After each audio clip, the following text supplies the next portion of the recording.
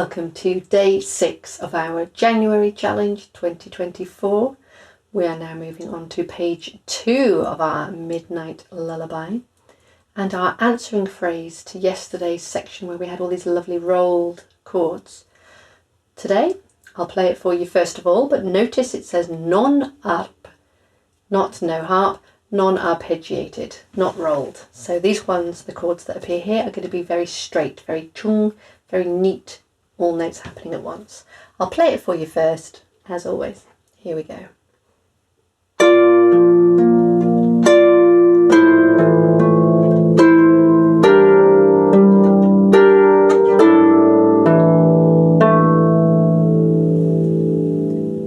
There was also a crescendo in there. I hope it came across. With the harp, you do need to really exaggerate these dynamic changes. The important thing with the crescendo, it was written as crescendo without any end point marked. It's actually going to be when we hit the next dynamic marker, which will be in the next part of the music. And therefore, we need to make sure that every note is that bit louder than the one that came before, continuing to gradually increase our volume. Okay, so left hand first of all, octaves and fifths, nice and neat. No big stretches, really straightforward. So the first one is a B shape. So I'm aiming with my thumb, letting the octave come open. My finger 2 is landed. My other fingers are not engaged. They're nicely just chilling out, dangling there.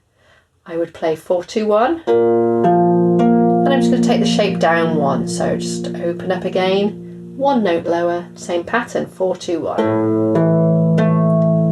1 note lower, this time it's just the octave, so I don't need to engage finger 2 either. And then we're coming 1 note higher, again with the middle note back involved. So it's 4-2-1, A, E, A, and these ones are steady. And E and A. That's all that's going on there, nice and straightforward. And lots of breathing room in this, which is lovely because the previous section was quite busy, especially having the rolled, the trium sound. Top hand, we have slightly different shape from yesterday. So we are on the F and the D again, but this time finger 2 isn't on the A, it's on the B. So we have that slightly bigger gap between finger 3 and finger 2. Now, to really help make sure that we can play these notes cleanly, it matters all the more that our thumb is kind of as aligned as possible to the string that it's on. So we're not coming from back here, which as you can see immediately straightens that third finger. It's going to make it very hard to just hit the string I want to play. So I'm taking my hand over those fingers. I'm allowing there to be nice bends in those knuckles there. My thumb is more vertically aligned to the thumb it's on, to the string it's on. It's not glued to it. I'm not over here. I'm still sort of leaning in a bit from away, but I'm not leaning in from back here. Okay. From my point of view, I like not having the arm glued to the soundboard. Gives you a bit more room for moving around these types of shapes too. Okay, so we're going to play this really neatly, really focusing on bringing those fingers into the hand. Notice how I'm practicing it not on the strings. The thumb going over the top. I'll do that there. Fingers in, thumb over the top. Just practicing that move. And that's something you can practice while you're doing other things, while you're watching the telly or anything else. And then onto the harp. Really allowing it to be engaged. And I'm going to play that as a chung. Chung is my self-made word for plucking them all at once, really neatly, a chord all together. And we're going to go back onto these same strings. So we go opening up. So I've really given it a chance to close, opening up, same strings, and then I'm going to step down 1 after I've played these. So close it up, open onto the next step down, play again.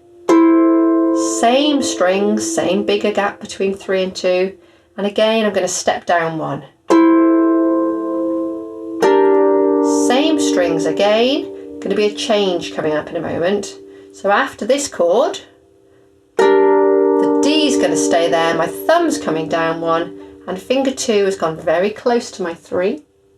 And again, having a nice vertically aligned thumb, rather than having been from over here, is going to make this action of playing these notes much more easy. And then 2's not going to block the 3. It's all going to get in its own space.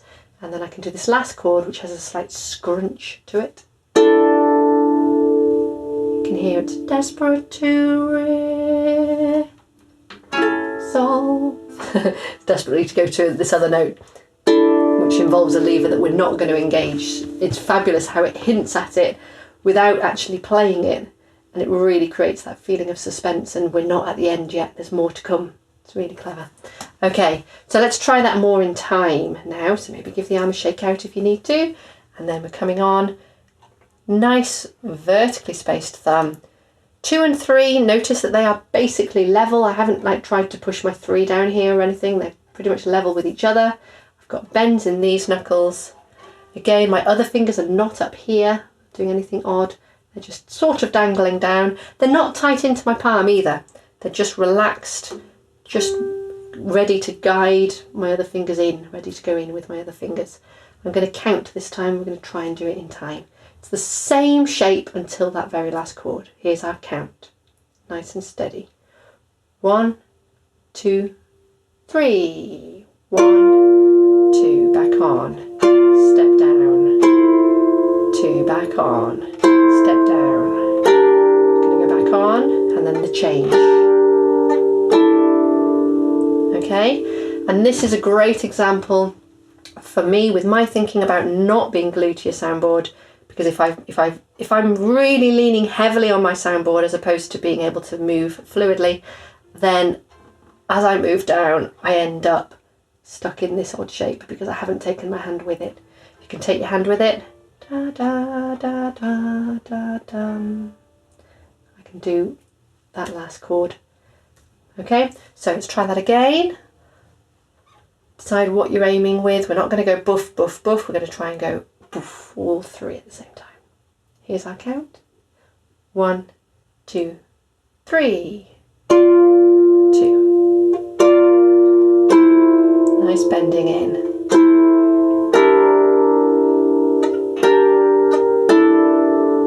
Okay, well done. If you are catching any other strings than the ones that you're meant to be playing, it's probably that your 3rd finger has ended up too straight, and then it will catch other strings. So try and get that bend in that 3rd finger. Lovely, well done. Try it now, hands together, doing very similar things in terms of moving down, da, da, then the left hand just moves up 1 as our right hand shape has changed. So we can think of that as a change. Okay, so B shape in the left, B, F, B. Top hand, F, B and D. Counting you in. 1 and 2 and 3 and.